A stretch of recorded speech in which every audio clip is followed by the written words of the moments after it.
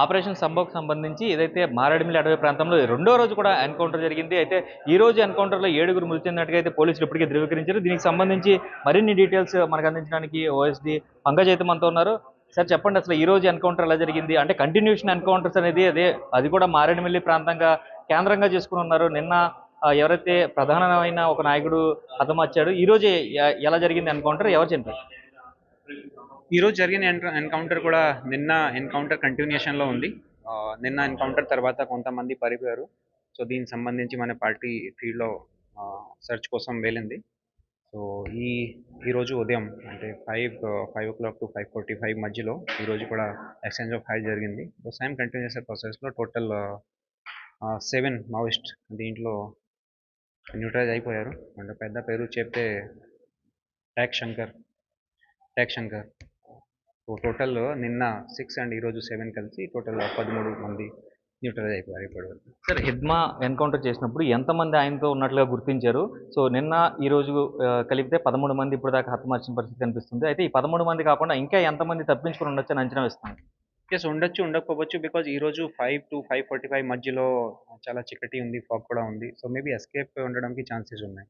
Yes, possibility అక్కడ maybe కొంతమంది పరిపోవడం chances కూడా ఉన్నాయి. సార్, హిడ్మా ఎన్కౌంటర్కి సంబంధించి ఏదైతే ఏపీకి సంబంధించి ఒక జర్నలిస్ట్ తోటి ఒక లేఖ రాశాడు. అలాగే తెలుగులో, హిందీలో కూడా ఒక మెసేజ్ రిలీజ్ చేస్తాను, అతి త్వరలోనే నేను లొంగిపోతాను, నవంబర్ 10న ఏపీకి వస్తున్నానంటూ కూడా ఒక విలేకరికి సమాచారం ఇచ్చినట్టుగా ఒక రూమర్ అయితే బయట తిరుగుతుంది. అది నిజమా, అబద్ధమా? అసలు అలాంటిది ఏదైనా మీకు ఇంటిమేషన్ వచ్చిందా? అతను లొంగిపోవడానికి ఏపీకి వస్తున్నాడు ఛత్తీస్గఢ్ నుంచి అని ఏదైనా ఇన్ఫర్మేషన్ వచ్చిందా?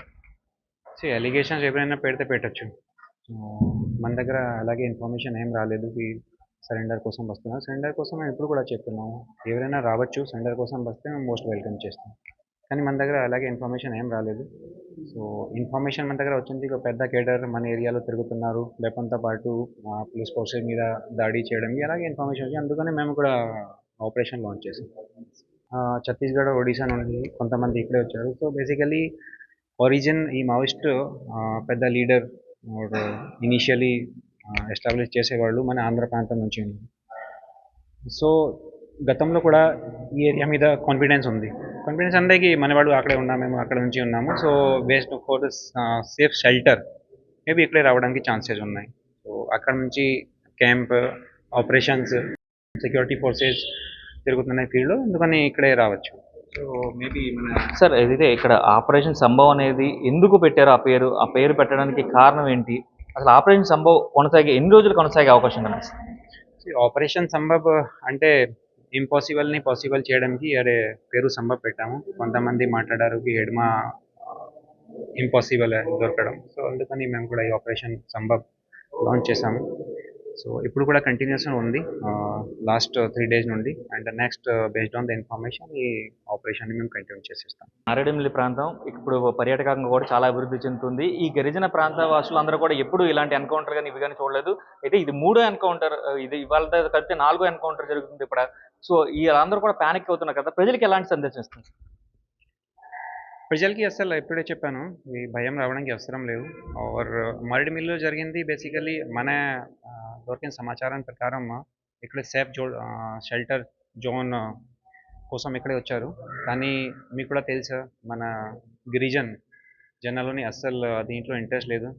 సో గిరిజన్ని డెవలప్మెంట్ కావాలి అండ్ మావోయిస్ట్ ఇక్కడే సింపతి కోసం ఆర్ షెల్టర్ దొరకడం కోసం ఇక్కడే వచ్చారు. సో అది దొరకలేదు. ఇది చూసుకున్నట్లయితే ఆపరేషన్ సంభవ్ అనేది ఏదైతే అసాధ్యాన్ని సుసాధ్యం చేయడం, హిడ్మా లాంటి ఒక కరడుగట్టిన మావోయిస్ట్ని అయితే హతమార్చడానికి అయితే దీనికోసమే ఆ పేరుని పెట్టామంటూ కూడా చెప్తున్న పరిస్థితి కనిపిస్తుంది. ప్రజలు ఎవరు కూడా ప్యానిక్ అవ్వద్దంటూ కూడా చెప్తున్న పరిస్థితి కనిపిస్తుంది. ఏదేమైనప్పటికీ కూడా ఈ టూరిస్ట్ స్పాట్ని ఎంజాయ్ చేయాలంటూ కూడా చెప్తున్నారు. గిరిజనులకి ఎటువంటి మావోయిస్టులతో వెళ్ళే అవకాశం లేదు, వారికి అట్లాంటి ఇంట్రెస్ట్ కూడా లేదంటూ కూడా చెప్తున్న పరిస్థితి అయితే కనిపిస్తుంది. ఓవరాల్గా చూసుకున్నట్లయితే ఈ ఎన్కౌంటర్లు ఇంకా కొనసాగుతాయంటూ కూడా చెప్తున్న పరిస్థితి కనిపిస్తుంది. కూంబింగ్ ఇంకా కొనసాగుతుంది కాబట్టి రేపు కూడా ఎన్కౌంటర్ జరిగే అవకాశం అయితే, అంటే ఖచ్చితంగా మావోయిస్టులు దొరికితే కనుక ఎన్కౌంటర్ చేసే అవకాశం అయితే కనిపిస్తున్నట్టుగానే స్పష్టమవుతుంది. కెమెరామెన్ రవితో శంకర్, బిగ్ టీవీ.